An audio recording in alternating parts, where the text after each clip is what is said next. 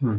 আজকে এই ভাই এসছে আমাদের কাছে নিয়েছে, আমাদের কাছে পারচেজ করেছে Vivo Y31 5G ওয়াটারপ্রুফ। ফোনটা খুব ভালো ফোন। ভাই এসছে বাদুলিয়া থেকে। তো ভাই ফোনটা পছন্দ হয়েছে? হ্যাঁ, ফোনটা ভালো। হ্যাঁ, ভাইয়ের হাতে গিফট তুলে দিচ্ছি।